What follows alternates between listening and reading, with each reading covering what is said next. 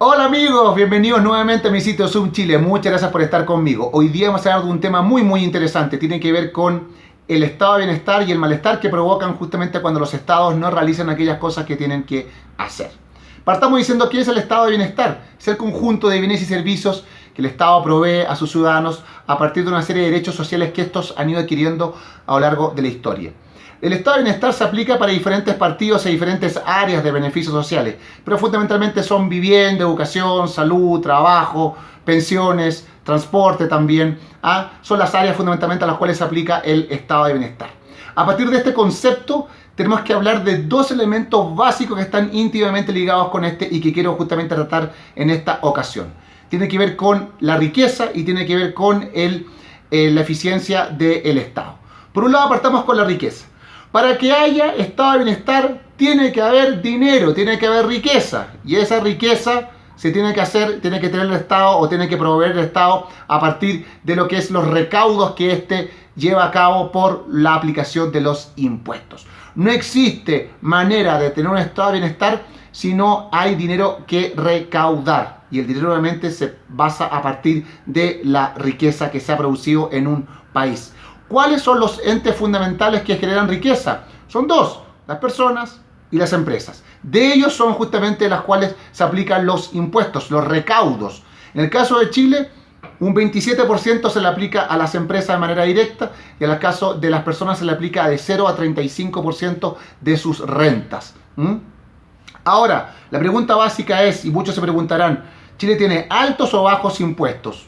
Depende de qué es lo que nos comparemos, depende con quién nos comparemos, si nos comparamos con la OCDE, si nos comparamos con determinados países o no. No hay una respuesta clara con respecto a eso. Pero lo que sí está claro, sí hay una cosa fundamental. Los impuestos tienen que ser aplicados de modo equilibrado y de un modo racional. Cuando los impuestos son aplicados de un modo inescrupuloso, un modo irracional, muy probablemente lo que llevan a cabo, las consecuencias que tienen es que a mayor tasa impositiva, obviamente comienza eso a desincentivar la productividad de los países. Me explico, y eso ya está señalado en la curva de Laffer. Si nosotros estamos aplicando un impuesto demasiado alto a las personas, lo único que hacemos es que vamos a ir desincentivando su capacidad para seguir trabajando. O lo que es lo mismo, si una persona que gana 1 millón de pesos, yo le aplico un impuesto del 10% o del 20%, es muy probable que siga trabajando.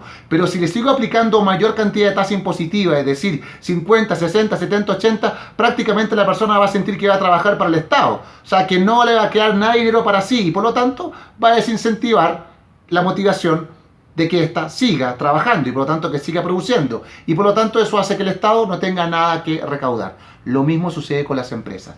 Si nosotros las empresas comenzamos a subir los impuestos de manera inescrupulosa, de manera exacerbada, lo único que vamos a hacer es que la empresa no va a traer ahorro, no va a traer capital donde invertir, no va a traer el incentivo para seguir produciendo, porque cada vez el Estado se va a quedar más con lo que produce y por lo tanto eso va a ser poco rentable para la empresa y finalmente ella o va a quebrar o simplemente el empresario se va a otra parte donde pueda trabajar, donde haya mayor incentivo también para poder generar justamente riqueza. Y eso es básico y fundamental tenerlo claro, porque muchas veces ya en América Latina lo hemos visto.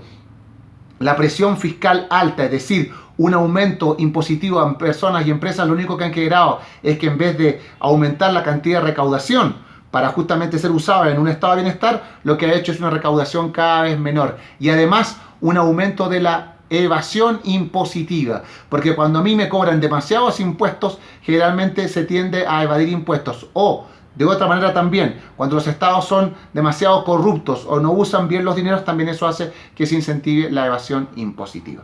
Eso nos lleva a su vez a otro punto fundamental, el tema de la eficiencia de los estados.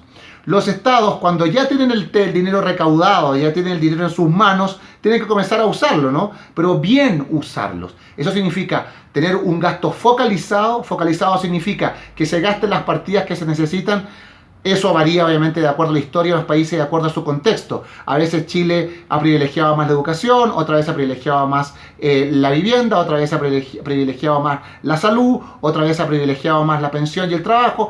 Dependiendo de cada país y de cada contexto de lo que se vaya viviendo en cada una de las naciones, se van determinando partidas que sean más abultadas de acuerdo a esas áreas que se prioriza o que sean más importantes. Ahora, ¿qué ha ocurrido justamente en América Latina? Generalmente América Latina ha sido un continente extremadamente ineficiente en el uso de los recursos públicos y por eso también es que la gente tiende a tener justamente una gran evasión impositiva. Hagamos un ejemplo. América Latina al año despilfarra más de 220.000 millones de dólares en platas recaudadas, o lo que es lo mismo, un 4.5% de todo el PIB de América Latina. Y ustedes se preguntarán, ¿y cómo estará Chile con respecto a esto? Aunque les parezca increíble y para gran sorpresa de muchos de ustedes, Chile es el país que mejor usa los recursos fiscales. De hecho, el que tiene la menor tasa de mal uso fiscal, solo un 1.8% con respecto a su PIB. Es decir, es un país que en general la plata que tiene la bien utiliza en las partidas sociales o las partidas justamente que se requieren.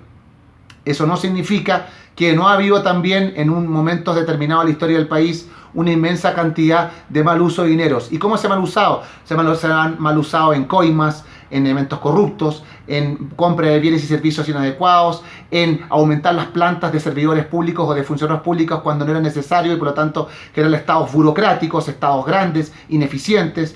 Por lo tanto, en general, obviamente Chile no ha estado exento de eso, obviamente. Pero en relación con América Latina y con muchos países, Chile hace un buen uso de sus dineros. Por lo tanto, eso a su vez nos lleva a un tema último y fundamental, la deuda. Los países justamente que quieren un estado de bienestar a costa de cualquier cosa y no le importa justamente cuánto dinero les entre, casi siempre entran en deuda. Ejemplos tenemos miles en América Latina y en el mundo, es decir, la famosa deuda fiscal, y de eso Chile no está exento. De hecho, Chile ha aumentado su deuda pública bastante en el último tiempo, a casi el 23-24% con respecto a su Producto Interno Bruto, y eso hay que ir rebajándolo.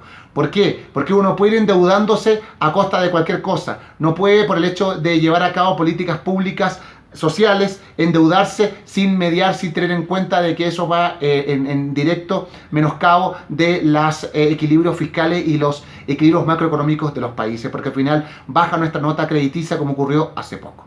Por lo tanto, para terminar les pregunto, de acuerdo al crecimiento de Chile y el desarrollo de Chile, ¿Chile es un país que tiene un buen estado de bienestar o tiene un mal estado de bienestar? ¿Está adecuado, está equilibrado con respecto a nuestro nivel de desarrollo, los beneficios sociales que tenemos nosotros en Chile, nuestro estado de bienestar? ¿O creen ustedes que se necesita justamente destinar más recursos justamente en eso?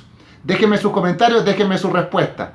Un abrazo grande, cuídense mucho y nos vemos en una próxima ocasión. Chao, chao.